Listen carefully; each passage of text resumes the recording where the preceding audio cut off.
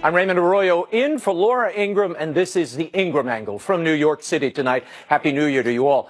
The Democrats are in control of the House for one full day, and they're already making their embarrassing priorities known. I'll explain in moments. And President Trump says he could get the border wall built without Congress, and warning this shutdown could last years.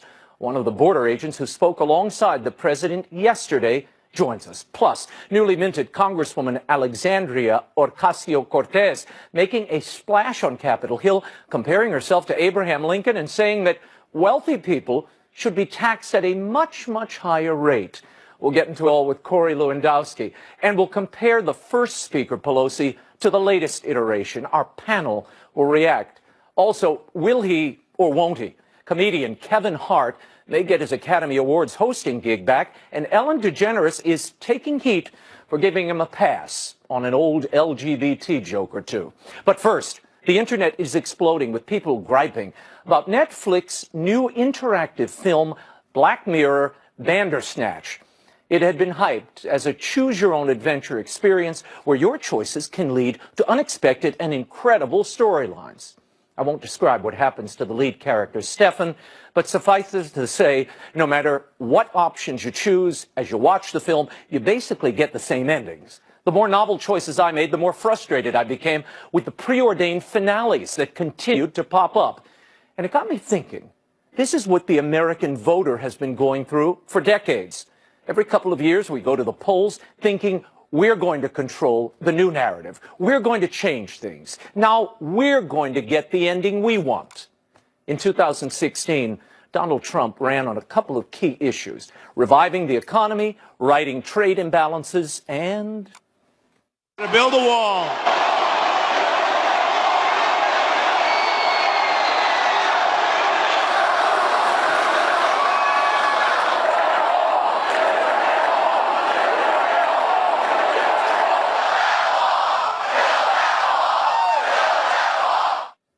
Like those Bandersnatch viewers, people made their choice.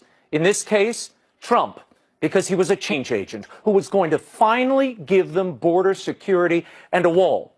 But due to establishment Republicans and Democrats, the people didn't get the ending they expected. So they went to the polls again in the midterms. Republicans held the Senate, but Democrats picked up 40 seats in the House, mostly to be a check on Trump. Now, voters didn't suddenly reject their desires for a thriving economy and a border wall. They just wanted some checks and balances in place. Now we find ourselves in the midst of a government shutdown. We've been working very, very hard. The wall is, we've done a lot of miles of wall already. So we're not just starting off fresh, but we have large numbers of miles that we have to do. And we can't let gaps, because if you have gaps, those people are going to turn their vehicles, or the gangs they're going to be coming in through those gaps, and we cannot let that happen. Is there any situation in which you would accept even $1 of wall funding for this president in order to reopen the government? $1? $1? $1? Yeah, $1. This is not a policy debate at all. Democrats, including Speaker Pelosi and Chuck Schumer, have long supported and voted for border fences and barriers. And the president ran on this. So what we are seeing is a political standoff. The voter keeps hitting the fund government and border wall choice, but nothing happens. They hit it over and over again, but they're trapped in the same old narrative no matter what they do. Ryan and McConnell didn't deliver, but they somehow found billions for more defense spending while blowing right through those spending caps. Now Pelosi and McConnell are stiffing the voters as well. The American people want both parties to work together because they imagine that adults can work across the aisle to soberly and responsibly keep the government open and protect their national security. They like the idea of parties collaborating to create the best outcome for the American people. But hard as they press that button, no matter how many times they try to choose a different outcome, the same old story comes back at them like Bandersnatch. The people got a heavy sell this week. Freshman class that came in a democratic wave, and a freshman class that is more diverse, frankly, looks more like the country than any freshman class in history. Notably, this will be the most diverse Congress ever. This new Democratic caucus in the House will be very diverse, not only biographically, as we've been talking, people from a lot of different backgrounds, but ideologically as well. Open up government. Let's have an adult conversation about how we protect our borders. But no sooner did Speaker Mimi's grandchildren leave the dais than her caucus started sounding like, well, nasty kids. Americans elected an authoritarian, anti-immigrant, racist strongman to the nation's highest office. Much like Hitler took over the Nazi Party, Trump has taken over the Republican Party. Those who say I'm going to spend all of my time trying to get subpoenas and trying to do investigations, and I'm not going to do that. I'm just going to spend some of my time. This is newly minted Congresswoman Rahida Tlaib of Michigan last night. When your son looks at you and says, Mama, look, you won, bullies don't win. And I said, baby, they don't, because we're going to go in there, we're going to impeach them. If this Congresswoman and the Democratic leadership considered this their mission, they should have all run on it. It is clearly not what the people wanted. They didn't vote for more political acrimony and blood sport in Washington. They want solutions that affect their lives. Armed with subpoena power, Democrats are planning to investigate the personal and professional life of this president and every official in his orbit, with the goal of driving him from office. As for the voters, well, they're stuck in a Bandersnatch-like loop, having to suffer through storylines they never bargained for with no way out. Should this continue, they might be tempted to do what so many Netflix viewers taking part in that interactive movie did during the holidays and just turn it all off. But that's just what the politicians want you to do. Look away so they can dictate how you'll live and what you'll spend your money on. With so much at stake for American citizens, withdrawal is not an option. You'll have to stay engaged. Our future hangs in the balance. And by the way, the term Bandersnatch, I found out this week, comes from Lewis Carroll's Through the Looking Glass in one of his subsequent poems. It is described as a creature with a long neck and snapping jaws. But I'm sure it's only fictional. Who would ever choose a storyline with something like that in it? Joining me now is Matt Schlapp, chairman of the American Conservative Union, along with Dee Dawkins-Heidler. She's a Democratic strategist. Thank you both for being here. Before we start, I want to play something very quickly for you both. This is Speaker Pelosi responding to Congresswoman Tlaib's impeachment threat tonight. Listen. Well, I'm not in the censorship business. I don't think that, I mean, I don't like that language. I wouldn't use that language. I don't, again, establish any language standards for my colleagues. But I don't think it's anything worse than what the president has said. Did you notice the framing on that? It's all about the language. And President Trump responded this way. Well, I thought her comments were disgraceful. This is a person that I don't know. I assume she's new. I think she dishonored herself, and I think she dishonored her family. Using language like that in front of her son and whoever else was there, I thought that was a great dishonor to her and to her family. I thought it was highly disrespectful to the United States of America. Matt, everyone is focusing on the crudeness from the Congresswoman, and it really was crass. But is the language really the outrage here? No, not at all. What's going on, I can't believe I'm going to say these words, but I actually feel somewhat sorry for Nancy Pelosi. She has got a gaggle full of nitwits that she has to deal with, people who are just, they're rambunctious, they're radicalized. She got like only 2 extra votes. You remember this? She got 219 votes to be speaker. She's trapped in a crazy caucus where if she repudiates their statements, which are clearly outrageous and over the top, she loses support in her caucus. So I actually feel somewhat sorry for her. She's, in a way, the grown-up in the room, but she's stuck. Dee, I was more taken aback by the hateful approach, kind of untethered from the facts. I mean, isn't it a little early to talk about impeachment? And what do you make of Matt's comments? Well, actually, I think that Nancy Pelosi has the best Congress ever, with more diversity than we've ever seen in this country. And so for you to say that this conversation is new, people have been talking about impeaching Trump since he was elected. I mean, I don't even know if he was truly elected. We had Russian bots and everything else happening in this country. And I know, but you talk about diversity, but the diversity, it's so diverse. Nobody's reading from the same hymnal here. As Speaker, you've got to get a caucus to move as one, not move in 50 directions. No, I think it is very diverse, and I think they are going to move in the right direction. This is only really the beginning. I mean, we're only on day 2. We have to give it time to work through the process. But the Republicans have had 2 years to work on border control, and they have done absolutely nothing. And now that the Democrats in control, maybe we'll actually see something happen. Raymond, I applaud the Democrats on diversity. I think that is something the Republican Party needs to do a much better job at. I think the numbers of Republican women in the House is really something we need to improve on. But I love this new line of attack. The president doesn't need to be impeached because he wasn't lawfully elected. This is the kind of crazy talk we must stop doing. The president was elected to be the president of the United States.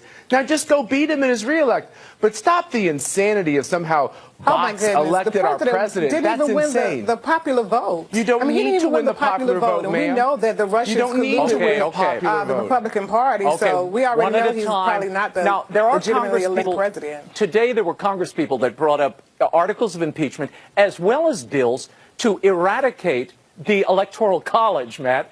So it is showing, I mean, this does show a rather extreme movement deep within the Democratic Party that it's going to be very difficult for Pelosi to reconcile that with her talk of we're the only adults in the room, we are the ordered party. But stand by, panel, as the showdown enters its second weekend, neither President Trump nor the Democrats are backing down from the border wall funding demands. Earlier, I hit the streets of New York to see where people stand on this shutdown over the wall. Watch. I think it's difficult to keep the government closed because we do know people in the military and, you know, they can't really afford for that to happen. But at the same time, we've got to draw the line somewhere, and I do believe in a wall. We do need to protect our borders. There's no doubt. Do you believe the government should remain shut down? Until we get funding for the wall, absolutely. Really, why? Well, first of all, we need it. Border security is very important in this country, and Democrats just don't want to budge on it. No, I don't support it at all. I think it's ridiculous. Yes and no. Okay. I support the wall, but I think he needs to keep the government open for the families that's their living. Very quickly, Matt, Dee brought up the point that McConnell and Paul Ryan did not deliver the wall funding for Donald Trump. Where was McConnell today when Trump stood with the other Republican leaders? Where is he? Look, I think the way Mitch McConnell does not like shutdowns. He's never been for them. You know he's uncomfortable with this whole process. By the same token, I think he's done something very wise in saying he's not going to let the legislation that comes out of the House even hit the floor in the Senate. He's standing with the president during this shutdown. I actually think Republicans are amazingly united in this fight for wall funding. Dee, your take. I think that McConnell is just doing what he needs to do because he knows that Trump is not going to sign the bill. I mean, it's really idiotic for the government to be shut down behind a wall. You have millions of Americans who are being affected and can't even pay their bills because the government has shut down. We should be concerned about border security, but we should also be concerned about what's happening inside of our own borders right now, and they are not safe. I mean, we have criminals and mass shootings almost daily. So we need to look inside before we look without. Matt and Dee, I want you to react to this. Government back up. Senators Cory Gardner and Susan Collins want to pass bills to fund the government and end the shutdown. Now, Republicans here seem to be breaking ranks, Matt. Where does this leave the president? Well, it takes more than a dozen Republicans to break ranks and join Chuck Schumer to work with Nancy Pelosi to come up with a Democratic option to open up the government. Raymond, I just don't see that materializing at all. You're going to have a handful of Republicans. Maybe Mitt Romney will join them and a few others. But basically, as I said, Republicans stand united in this idea because this shutdown is about one simple but yet important thing, the wall. It's very clear Republicans and conservatives and Trump supporters are for it. And when we fight for it, we are united.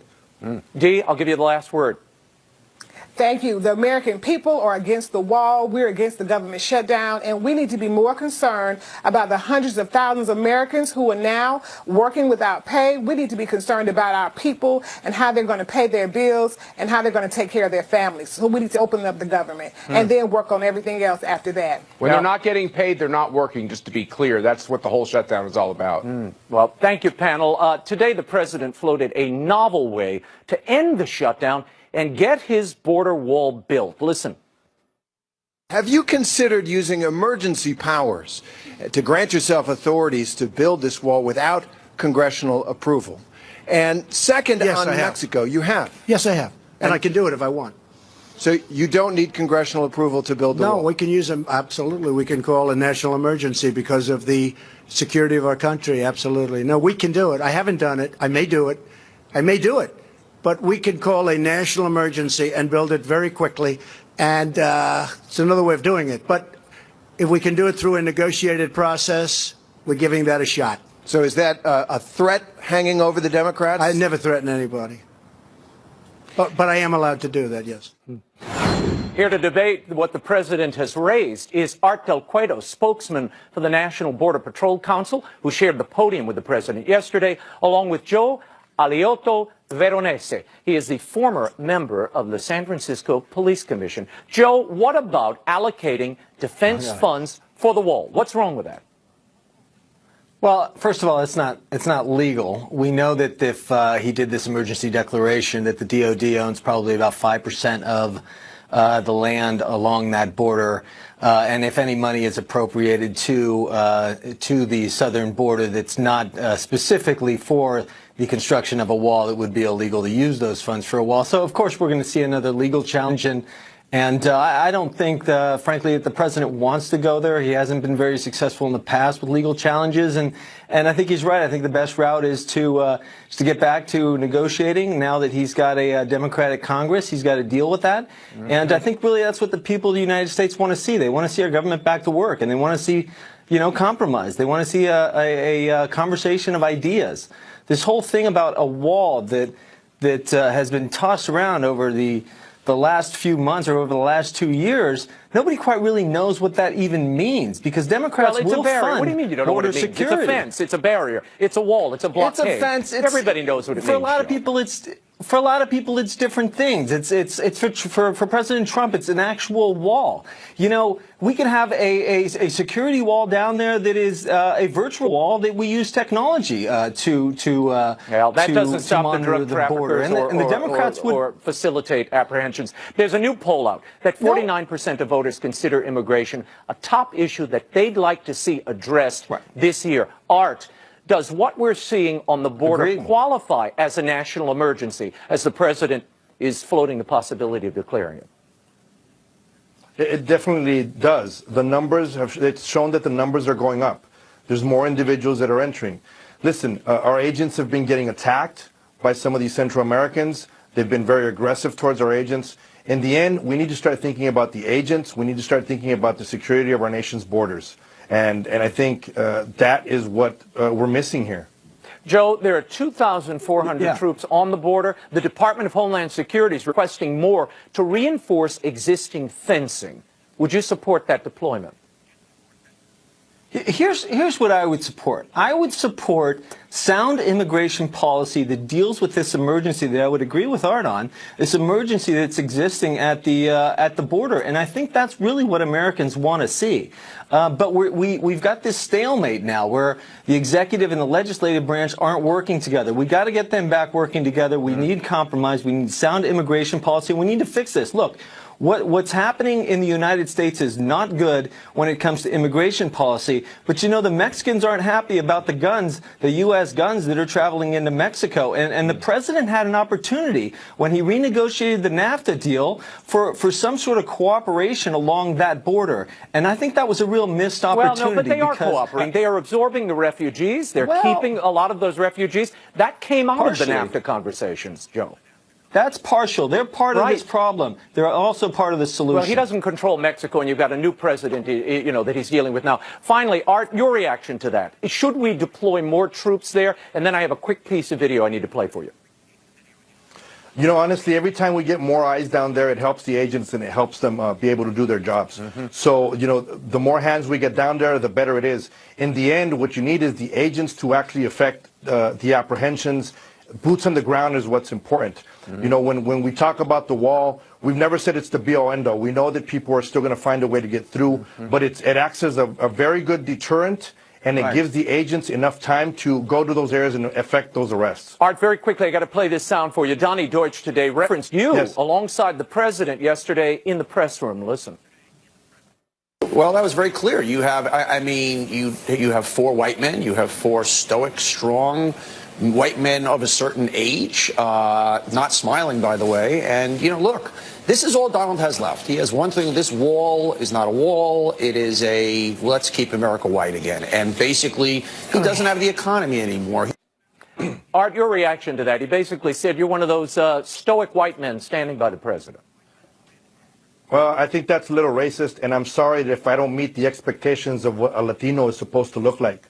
I'm light-skinned and I got green eyes, and I'm Latino, and I support the United States of America. I support this president, and I'm very proud to be living in this country, the best country in the world. And, you know, hey, I'm sorry if I don't meet your expectations of what a Hispanic is supposed to look like. Who's the real racist here? Art and Joe, thank you both for being here. Up next, socialist Alexandria Ocasio-Cortez has a great new plan to pay for her Green New Deal. Just double a few tax rates. We'll debate it next.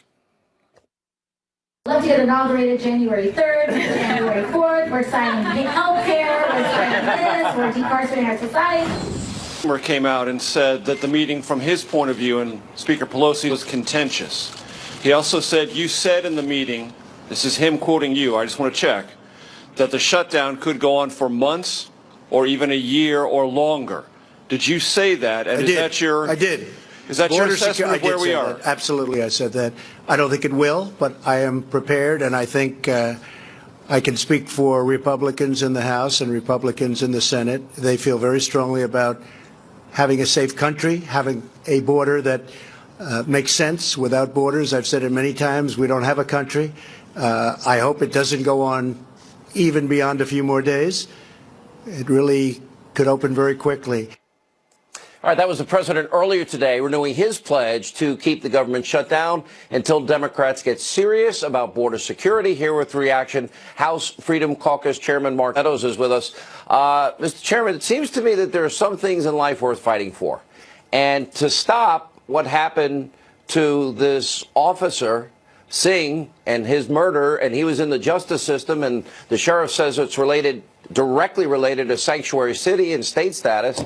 That seems worthy of stopping. The drug trafficking, the human trafficking, potential terrorists having open borders into the United States, or gang members. This seems like a fight that every Republican should be willing to go to the mat for. Are they?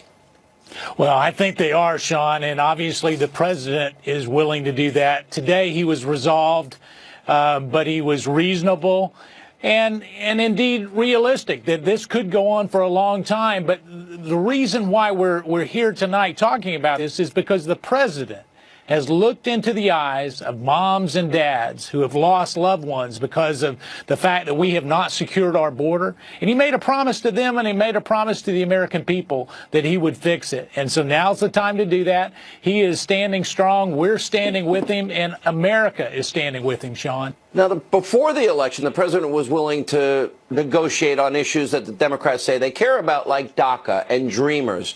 Lindsey Graham said they could have a 3-year stay legally in the country, maybe apply for 3 additional years. It would not include citizenship. Would you support that? I would. Obviously, we've looked at that as long as that's part of a broader deal to make sure that we finally deal with this issue and make sure that our communities are safe. I can tell you that Senator Graham and I have had a number of conversations. We come at this from 2 very different perspectives. I'm probably a little bit more hawkish on this item than he is. But I can tell you this. He's made a number of overtures to his Democrat colleagues, and it's really a resounding wall on their part where they're just not responding. They want to say it's a principled stand, but it's political grandstanding is what it is, Sean. You know, one of the things that I don't think the Democrats have quite figured out yet is they say, well, we're going to demand his taxes and we're going to pass a law and we're going to demand the president do this. The president went out and campaigned, and we're going to be joined by Marsha Blackburn, helped Marsha Blackburn and Rick Scott and Ron DeSantis and Kemp in Georgia and helped defeat Claire McCaskill and Joe Donnelly and Heidi Heitkamp.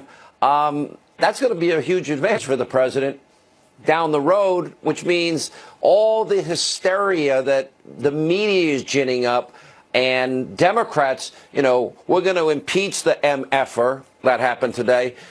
It's not going anywhere, is it? That's all one big blustered lie, and none of that's going to happen.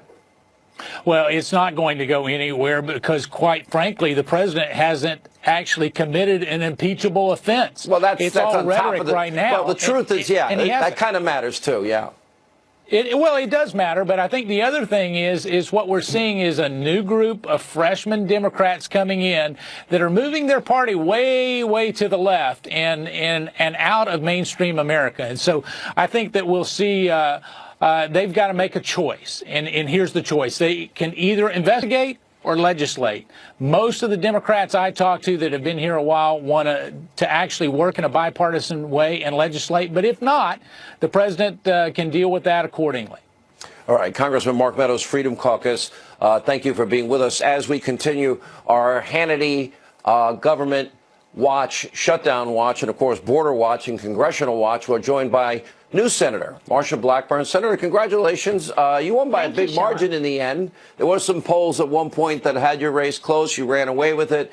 We're very happy. We supported your candidacy. Thank you. Where is the Senate on this, where a lot of the insanity in the House of Nancy Pelosi and some of these more radical members, it's not going anywhere. So where is the Senate specifically on standing up for secure borders for the country? I think Leader McConnell has said it well. It has to, whatever comes to the Senate, has to include border funding. And the reason for that, Sean, is when you look at what the president is asking for, $5 billion, that is 0.1% of the budget. And we are required to protect the country, to provide for the common defense. And this is a part, protecting that sovereignty is a part of protecting the country. And it is absolutely outrageous that the Democrats are not coming to the table. They're refusing to negotiate. They do not want to make a deal. And I will tell you this, if I were someone with a dreamer in my family, I would be very upset with the Democrats right now, because that path to legalization that they have often said is what they want, that is something on the table, and you are hearing Nancy Pelosi say not $1, not any money, and all the president but is be fair, doing. She offered $1. You know, Oh, that's right. Here's a more serious question. $1. You know, we've had many people murdered by illegal immigrants, and as the sheriff on this program out in California mentioned this week, that he believes that Officer Singh, what happened to him because the person responsible for that murder was in the criminal justice system outside of being in this country illegally. Right. Had ICE been allowed to do their job, they would have deported this individual. At what point, when drugs pour into the country and human trafficking continues and gang members, potential terrorists, and those that commit violent crimes, when we don't stop them and you have cities and states aiding and abetting them by not turning them over to ICE, do they bear responsibility for the future actions of those criminal aliens? Well, yes, and what you're seeing is that because we have this open border, you have every town a border town and every state a border state. And these gangs and drug traffickers, human traffickers, sex traffickers are coming to a community near you. And they're all across our country, and people know that, and law enforcement knows that.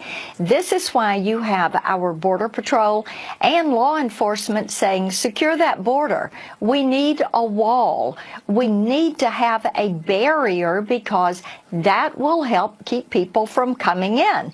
It will serve as a way to stop the traffickers. And you know, when you talk to angel moms and individuals that have lost their children or their spouses or loved ones to these illegal aliens, many of them criminal illegal aliens that should have been deported. It is heartbreaking, and Tennesseans want to see the border secured. Well, I got to tell you, at some point, they bear some of the responsibility by not enforcing the laws. Senator, great to have you back in your new capacity. Congratulations on a big victory. Much needed voice in the Senate. All right, when we come back, this shouldn't surprise anyone. Our Hannity Media Watch segment, the View's Joy Behar says she identifies with the Congresswoman who said, oh, we're going to impeach the MFer. We'll tell you about what they said about the president and get reaction. Tammy Bruce, Sebastian Gorka, they're next. Stay with us.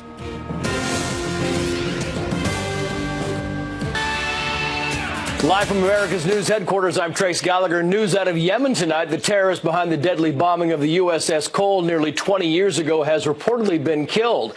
Multiple outlets say the al-Qaeda operative was targeted by a U.S. airstrike in Yemen on Tuesday. He had been on the FBI's most wanted terrorist list. On October 12, 2000, the U.S. destroyer was docked in Yemen to refuel when a small boat loaded with explosives moved toward the ship. The explosion ripped a huge gash in the ship, killing 17 sailors and injuring nearly 40.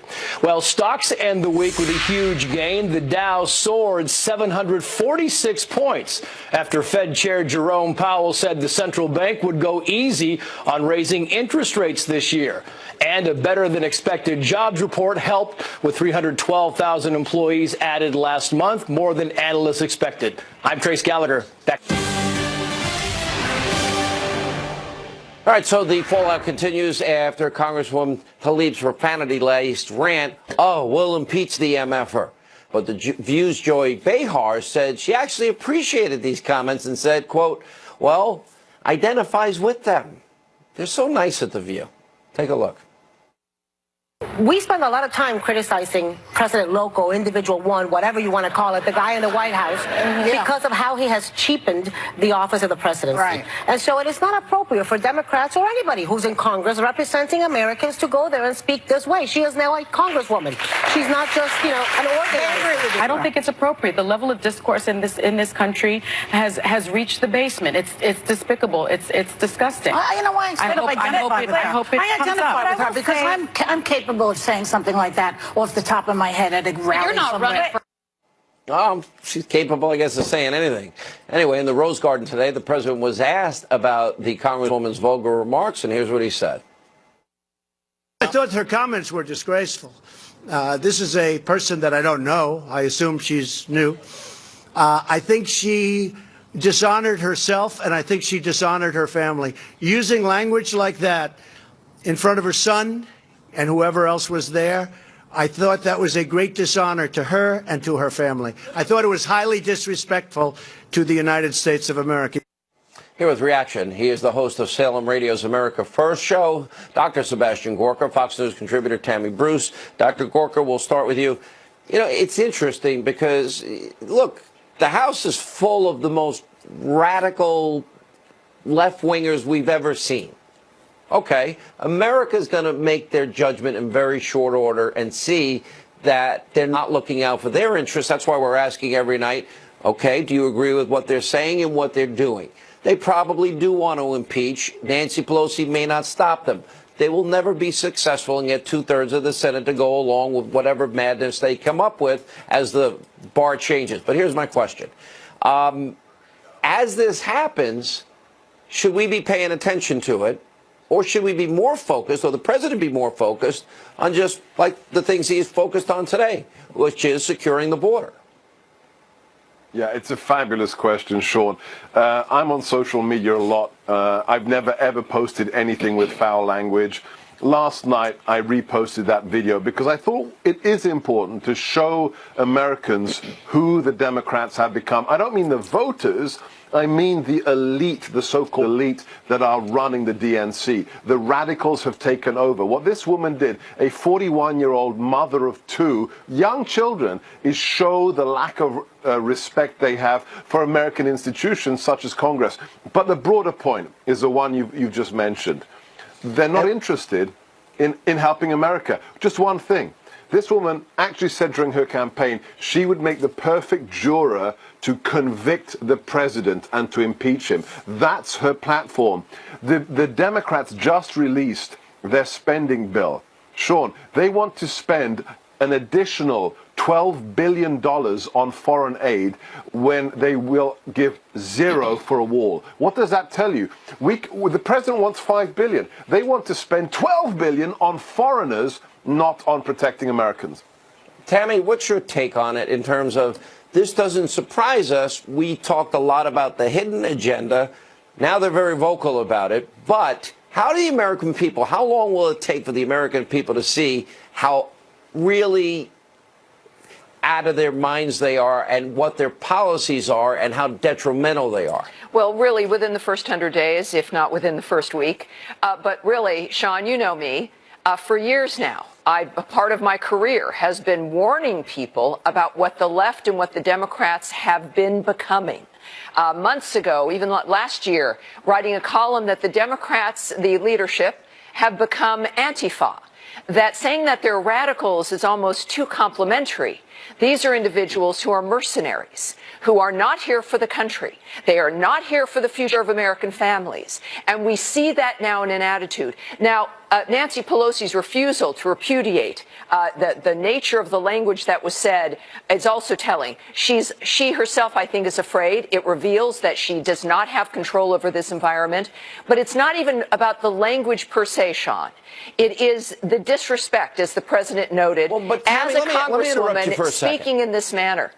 Because, look, they're haters. And the bottom line is maybe you don't like the president's style, but he's getting good results. He's had success. But this is all they focus on. But Sean, and this is the difference between they're still complaining about what this man said a decade ago. And at this point, considering how the Democrats are behaving, Donald Trump is really looking like Sir Galahad at this point. All he needs to do is be himself. And the Democrats have already gone over the cliff after 24 hours of being in leadership, because now they're on defense. Sure. They're having to defend themselves, and they're making fools of themselves at this point as well. Last word, Dr. Gorka. It's very simple. I think Tammy is right. Radical is too polite a word. Donald Trump is constructing things. He's protecting America. The Democrats are destructing things, and they want to protect illegals. They want to protect criminals. That's all you have to know. They want chaos and victimhood. That's what they want. The president wants the opposite. All right. Thank you both. Happy New Year to you both. When we come back, Hannity Watch on the border crisis. Why aren't Democrats taking the need for border security seriously? Are they playing with your life? That's next.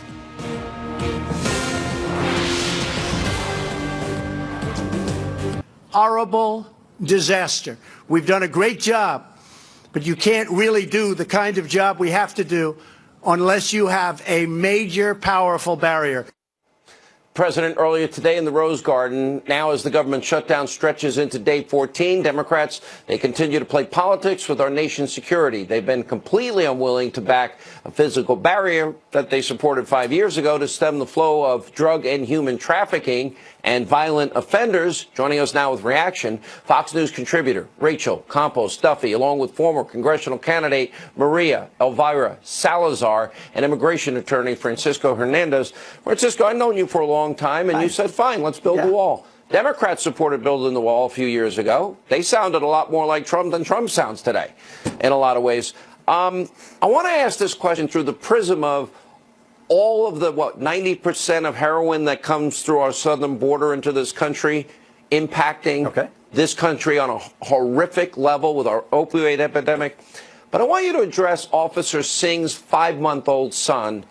how many more Americans need to die at the hands of illegal immigrant criminals that we don't deport because they're protected by sanctuary cities and states? How many more times does that happen before the blame gets put on the politicians that aid and abet the future crimes because they don't enforce the deportation laws in the country? Well, listen, it's awful. It's an awful tragedy. It's awful. But you know what? Why does the federal government, why does ICE or Homeland Security need the cooperation of a city or a state or a county to pick anybody they want anytime? Because they've made it illegal for them to go into the prisons as they used to. So you Maria mean, will ask so you, you mean the federal and government, do their job and deport them, Maria? So you're saying that Maria, the federal government has to obey a city ordinance? Are Maria, you serious? a state, no. Immigration officials can have them in any jail and take them. Let someone else talk. I think that we should, Francisco, we've been in debates together, and I think that it's time for us Hispanic leaders and U.S. Hispanics that are on television to denounce the Democrats and once again tell them that they are throwing us under the bus. Explain. The Democrats are throwing us under the bus once again. Francisco, don't interrupt, please. Let me finish. Okay, they're throwing us under the bus because they have the opportunity right now, as you said, to save the DACA kids. The wall was voted for in 2006 by Schumer, by Pelosi, and by Clinton. In 2006, they built 700 miles of a similar wall, the same wall that President Trump wants to build now. I do not understand why they have to say no now to Trump, and they said yes in 2006. That's a fact. But you know, the Democrats, they have not asked us, what is it that we want? And I think that we want to save the DACA kids and those illegal immigrants that are here in the country that do not have a criminal record, and they may get legality, not citizenship. Like you just said, Sean, by the way, that for 3 years with renewal every 3 years. Maria, that's a compromise. Yes, I hear you. That would be in exchange for the security and the 0.1% of our budget. Rachel, and that's the point about this, and Maria's right in as much as they had all voted for this. Is the reason that they're willing to risk lives and allow the drugs to continue to flow into the country and the horrors of human trafficking to continue, is it just they hate Trump more than helping DACA kids? Listen, they hate Trump more than they care about the safety and sovereignty of this country, and they hate Trump more than they care about the fate of the Dreamers. I'll tell you this shutdown will not end until the American people decide who's telling the truth. The Democrats are saying there's no crisis at the border. The Republicans are saying there is. And that's why it is so important, Sean, for the president to keep laying out his case. Yes, Twitter's fine. Yes, press conferences are good. But if I was advising him as an American and as a Hispanic American, I would tell him to do two more things. All right. One, an Oval Office address. This needs the gravitas of that venue. And two, I would tell him to go directly to Spanish media. Go there, tell them, I am the only one in this room with the Democrats, with Nancy Pelosi willing to negotiate on behalf of the Dreamers in exchange for a wall and border security. There are plenty of common sense Hispanics who would listen to that message and then pressure the Democrats who claim to care about them to make a deal. And by the way, while he's there, he can tell them about all the good economic news that he's doing for the Hispanics who have never had it better than under Trump economic. Hang on, I want to follow up. Well said, Rachel. That is but I want to follow up with Maria. We need to do. We had record low unemployment, African Americans, record low for the Hispanic community. How do they, generally speaking, as you speak to people, Latin Americans, when you speak to Hispanic Americans and you ask them, how do they feel about the legal process? Yes. Mr. Haney, no you one and I wants to agree be that in it the doesn't legal. exist. Maria. It doesn't exist. These people aren't able to apply to come here legally. Sean, no one wants to be illegal. We have to understand that the illegals are not there. Amen. No one wants to be illegal. They are coming in because the business owners of America are luring them in, and everybody is responsible. We are hiring. Not only the illegals. Yes. But you know, they're hiring. All right, I gotta end. So I mean, there are no culprits here. So right on the money. But what we Latinos need will to take do, the deal. but at the same time, what I think what Rachel said, the deal. All right, I gotta end it. Yes, Latinos will take the deal, and that is what I don't like. We got to take a break. Yes, Latinos will take the deal. You got it. When we come back, a Hannity Watch investigation. We sent our correspondent, Lawrence Jones, to Speaker Pelosi's district. Why? To find out what residents in her district think about her as a leader. We've got that preview coming up next. Coaching means making perspective. I promise you will get nowhere else. America agrees. No one does it better than Sean. Fox News Channel. Real news, real honest opinion. All right, we've prepared for you a Hannity Congressional Watch segment, and Speaker of the House Nancy Pelosi, she's represented San Francisco in Congress now for decades. We sent Fox News contributor Lawrence Jones to Pelosi's House district in California to find out what residents think of their elected representative.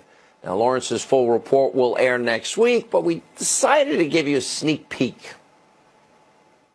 Do you feel safe? No, I don't. And I live in one of these condos with my husband down the street, and, you know, you have to be on guard. So I personally think that, you know, part of it is a sanctuary cities policy, and I'm not very popular when I say that in the city, but it is. You know, you have to have borders, you have to have regulations, you have to have laws. All right, Lawrence's full report on Nancy Pelosi's district, that's coming up next week.